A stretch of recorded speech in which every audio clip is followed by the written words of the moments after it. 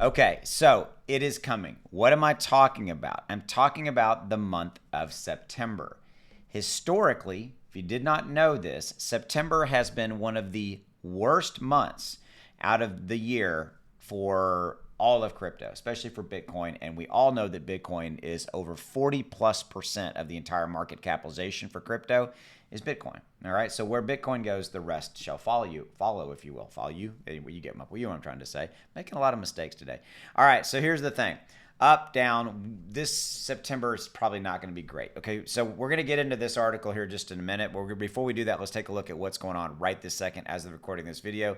Market's up about 1%. Bitcoin's up about 1% right there with it, right at that $20,000 line. Ethereum 1,500.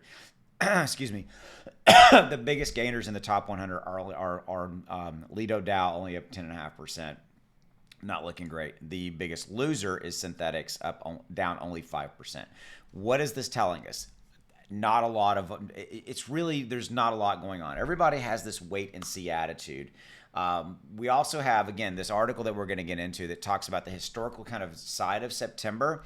But remember, here's what's going on, right? We have the overall, the massive decline in crypto over this year, where we've gone from north of $2 trillion market cap to less than $1 trillion, and that's been driven by inflation and the fallout from that, the Federal Reserve trying to raise interest rates to deal with inflation, all of those kind of variables. We've had the global fallout from COVID, some massive supply chain issues, fear, uncertainty, and doubt. The fear and greed index running at, I believe, a 23 right now. Yep. So it's fallen. Yesterday was a 27. Today's a 23. This tells us really fear and greed. And I don't like the word greed. I think of it more as confidence, fear and confidence index. Okay. So by the way, if you haven't already done so, hit that like button below and definitely subscribe if you haven't already done so. I would love to get this video to say 100 likes. That way you tell me by hitting that like button and hitting, you tell me that you like me doing these kind of overall kind of, what's going on in crypto videos. So tell me, please continue to let me know. And that's a great way to do it. So smash that like button if you haven't already done so. I'd like to get to more than 100 likes on this video. Okay. So here's the thing. September is coming. Now look, Bitcoin's market share has dwindled to 68% from 77% in July. But here's the interesting thing.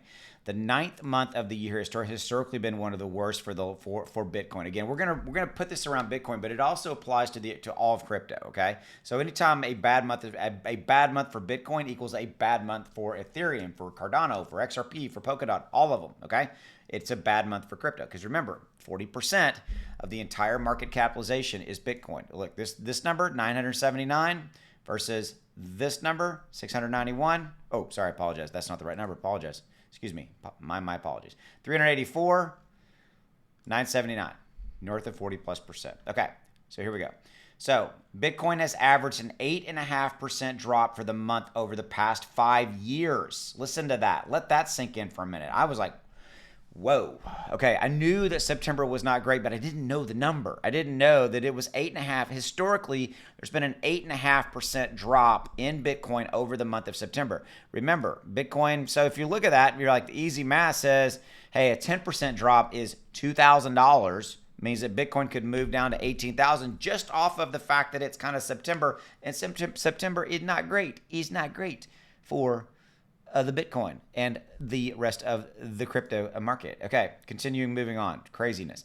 Cryptocurrency has been chopping all year as the Federal Reserve and all this kind of stuff. Bitcoin down roughly 60%. We know this. I already mentioned this earlier. But this is interesting right here. Digital assets have also moved similar to U.S. stocks all year with correlations. Because here's the thing. The key narrative this year has been inflation, and that has crushed stocks as well. So stocks and crypto have been kind of lockstep, been kind of, if you will, married, and they've just been together. Whether you have stocks or not, you need to know about it because it's inflation that's impacting our entire economy. Okay, so September is here. Not great. This is not meant to be a doom and gloom kind of video. It's just meant to be hey, this is the reality of where we're at right here, right now. You need to know this. That's why I made this for you. As always, thank you for your support. Hit that like button. I'd like to get this video to 100+ likes. Drop in the comments below that you still want me to continue to do these types of videos for you because I thought I would ask. So thank you for your support, truly. Thank you for giving me a voice, and I genuinely appreciate you. Take care. Have a good one.